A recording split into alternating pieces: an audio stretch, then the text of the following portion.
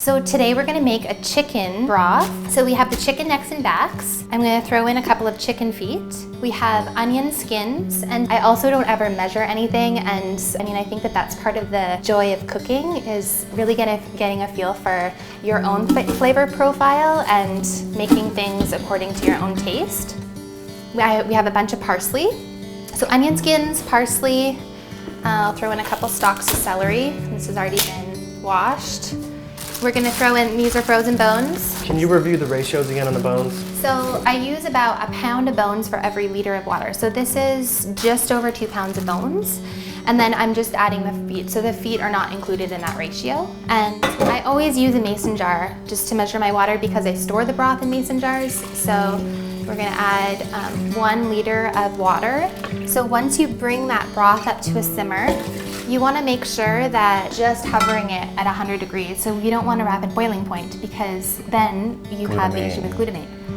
So you want the simmer to be just hovering around 100. So when you open the lid, it should literally be like you're looking at the broth and you should occasionally see little bubbles. We're also going to add some rosemary. And again, the herbs are just add whatever you want. Then we're going to add about a tablespoon of salt. And again, you can just play with that. I tend to have a salty palate, so I probably add more than a lot of people do. So we have our broth all ready to go. There's a couple of bay leaves that we threw in there too. And I put it on, bring it up to a simmer, and just let it go for about 12 hours. And again, you can play with the timing. This broth was about 12 hours and you'll get that type of gelatin content. Basically, you know when the bones are done if you can just press the bones together and they smush in your fingers. Kind of So snap that that's way. a good way to tell if all those nutrients are out.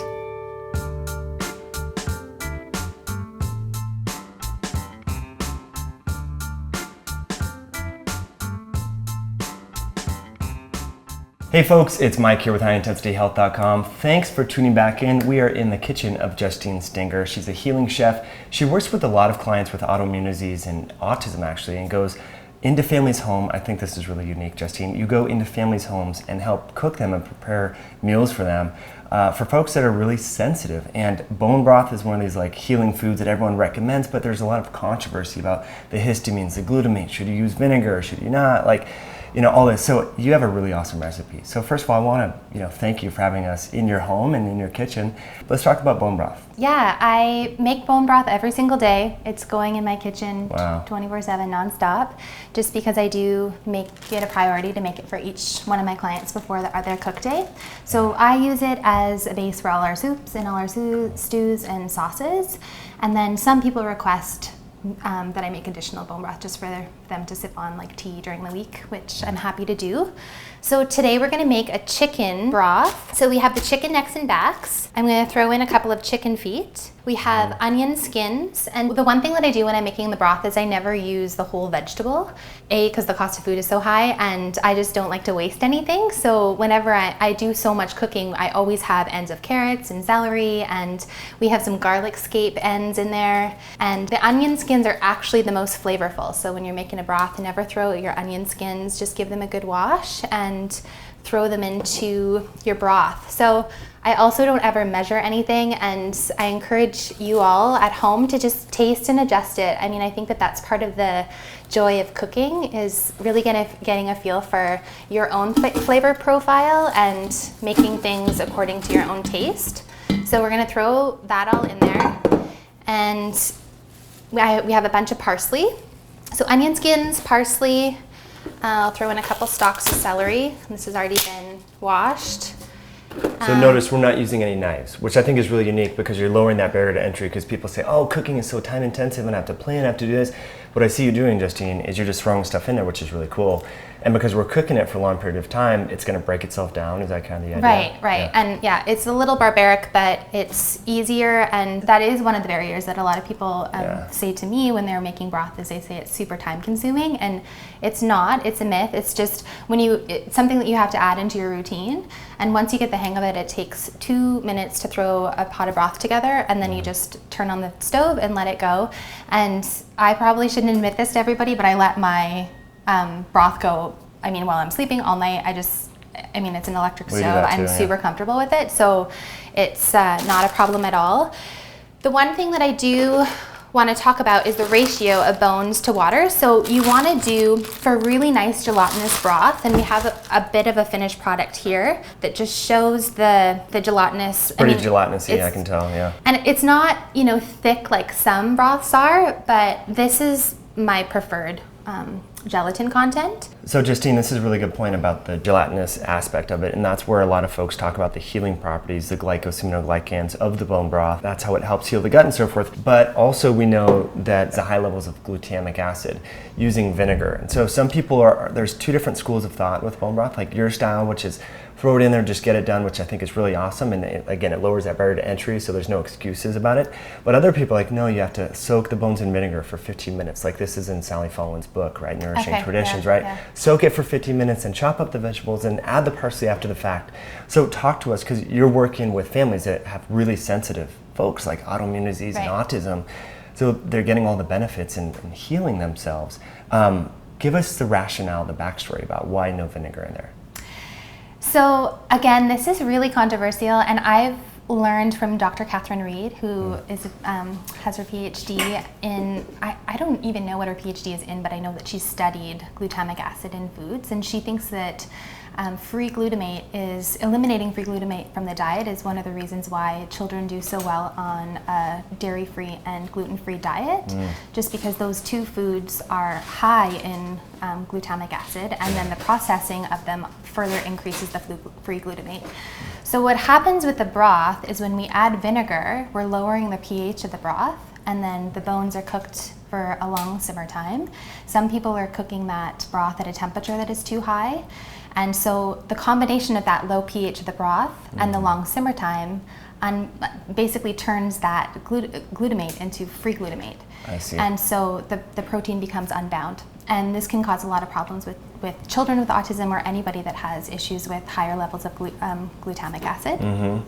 But what we're seeing here is a really gelatinous, free of vinegar, free of that whole process that in the mindset, because in your mind you're like, well, how is the glycosaminoglycans and compounds from the bone broth, or from the bone, going to get out into the bone broth without vinegar? And here clearly it's there. It's very gelatinous-y. So I think a lot of people we all have biases, and I think that's a bias that because it's been something we've been taught for a long time. So I like that you're like breaking the rules a little bit and coming up with your own recipes here and really helping people heal. So that's really cool. I want to commend you. It also, with the vinegar, I'll just add that it really just speeds up the process. I mean, you can still draw all those nutrients from the bones into the broth. Your simmer time is just going to be longer than you would if you add the vinegar. So, and again, the amount of vinegar that is added contributes to the level of free glutamate. So there's a number of different variables that you do need to consider, but I don't do any vinegar at all, thanks to Dr. Catherine Reed. Yeah, I'll have to check out her information. So, but you do have chicken bones. Now, if you were to have beef bones, would you do a little bit of vinegar or no? No, I wouldn't. I would just increase the simmer time. And again, that simmer time, if somebody is really sensitive to glutamate, you also need to be careful about the length of time that you're cooking your broth, because the longer that you cook it, the higher levels of free glutamate. So for people that are really sensitive, you wouldn't want to get to this gelatinous state. You would want to do more of just a stock. So with the chicken bones, you know, under 6 hours would probably be perfect. With a beef bone, you might want to do more like 10 to 12 hours. But again, I always encourage people to really pay attention to how they feel. And everyone's telling us how healing bone broth is for us, and it is for most people, but there are exceptions to every rule. And so I wouldn't encourage somebody to keep drinking bone broth because they think it's good for them and they have a headache or them feel good. Yeah. So that's a really important point. So Justine, there's another controversial nutrient or metabolite made by bacteria and so forth called histamine, and there's a lot of low histamine chef ideas being promoted out there, which I think are beneficial. My good friend Dr. Ben Lynch really talks about this, and a lot of people don't understand that histamine can actually cause intestinal permeability. Right. Like literally, it can break up those enterocytes, those tight junctions, and so another reason to potentially not use vinegar is to minimize the histamine in the end product of the bone broth, right? So talk to us about histamine and some of the tips that you've learned, I guess first starting with buying your meat products, because you've provided a really great insight that I didn't hear before about. So yeah, I have a lot of clients that are histamine intolerant and originally really reacted to their broth. And I was, in this camp thinking, why would they be reacting to bone broth? Right. Like what could be causing them problems in bone broth? It's such a healing food. Heals everything. I mean, come on. But yeah, it's a good reminder to, we are all individuals and we all have, one man's medicine is another man's poison. So Right. I want to be an expert in understanding what changes I can make in recipes and products that I make for my clients so that I can help enhance their health. And with the low histamines, you do want to make sure that you are buying your meat fresh, or else you contact your farmer and you talk to your farmer about the duration of time that from butcher to the freezing period. So you do want to make sure that it's either frozen immediately, or else you are going to the market on a Thursday morning right when the farm has delivered all the fresh meat and you're picking it up. You're either making your food immediately, or else you're taking those bones or the meat and putting it in your freezer so that you're preventing the histamine content to increase. So what I do, the tip that we were talking about earlier is just a lot of people think that if they're buying their meat frozen, it's safe because it's frozen. But what a lot of stores do and a lot of farms do is they provide their meat fresh to the grocery stores or to the farmer's market, and then once that meat hits the expiry date, they throw it into the freezer.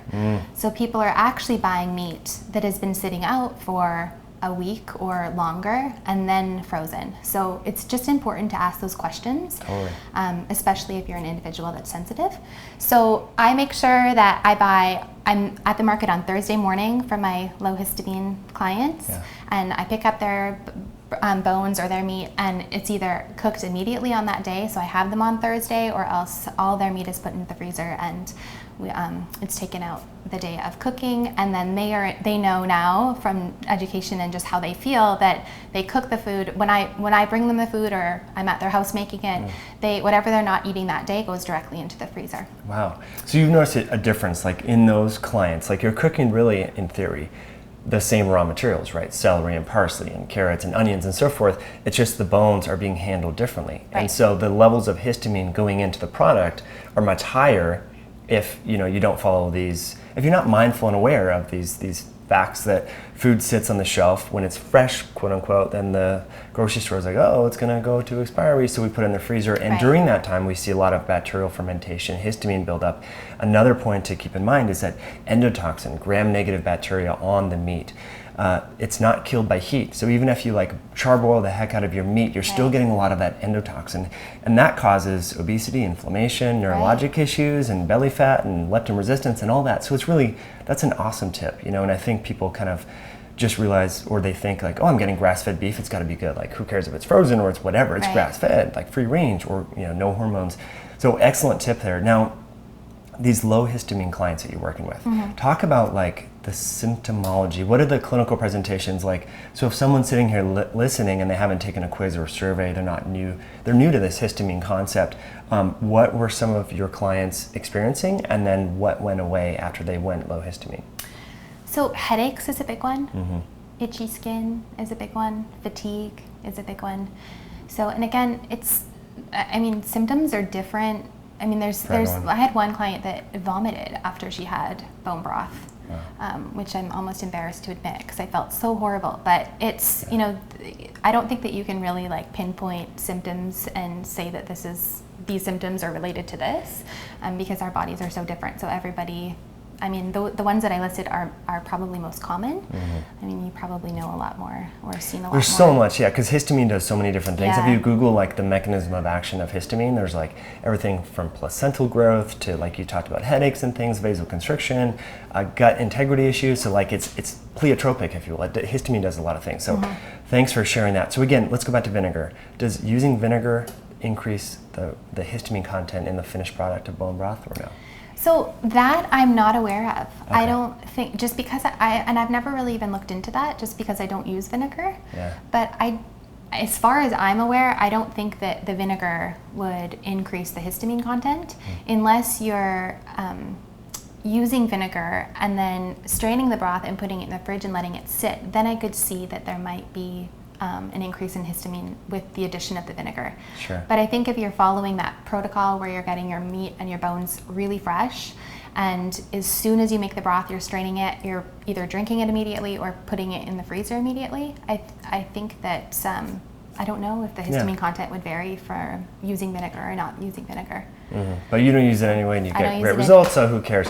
Okay, so we put in the onions and the celery. Yeah, we're gonna throw in, these are frozen bones. Can you review the ratios again on the bones? So I use about a pound of bones for every liter of water. So this is just over 2 pounds of bones.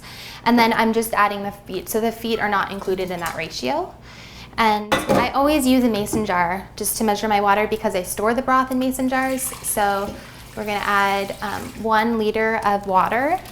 Filtered water too. And yeah, filtered water, always. And we'll now some of the water will steam off. So is it just 1 liter in, 1 liter out, or is there more that you put in? No, you know, I don't find that a lot of it steams off. You do need to be really conscious of temperature. So once you bring that broth up to a simmer, you want to make sure that just hovering it at 100 degrees. So you don't want a rapid boiling point because then you have the issue with glutamate. So you want the simmer to be just hovering around 100. So when you open the lid, it should literally be like you're looking at the broth and you should occasionally see little bubbles. So what you put in should come out. Interesting. I've been doing it wrong this whole time, Justine. That's really interesting. My broth is like, I take it off and it like burns my face with steam, you know, so. Oh, yeah. But we use beef bones, not chicken bones, so that could be another thing. But. Yeah, you just want a really, really, really light simmer.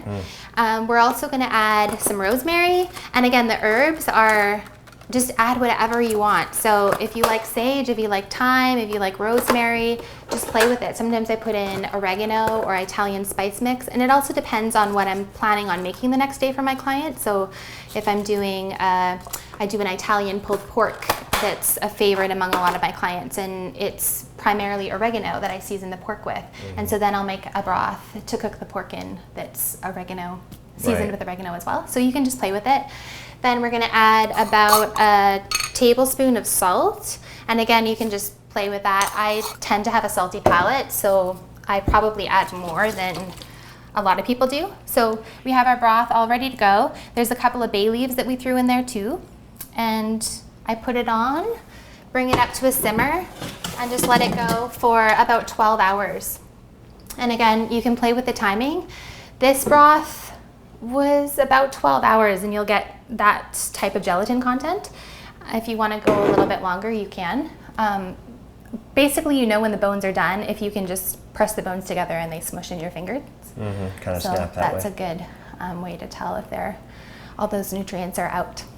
That's really awesome, Justine. So a few things come to mind. We only use like half a thing of celery, half a stalk, and 2 pounds of bones. So like cost-wise, a lot of people are like, this is a common question that I get asked on YouTube, like how much was that bone broth? And I admittedly like have a huge stock pot, and so I try and cook a lot at once and then freeze, you know, the broth and stuff. But I like how you're doing this. Like you can do this daily for probably like, I'm gonna guess like $15, $18 maybe. Oh, and less than that. Yeah. Like the chicken necks and backs are about $7. So, you know, when the meat is your most expensive. And sometimes what I do is if I'm making it for myself, I'll take those necks and backs out after 2 hours after they've simmered, and I take the meat off of the necks and backs. Oh, cool. And I throw that in my salad or, you know, make a chicken curry or something with that meat.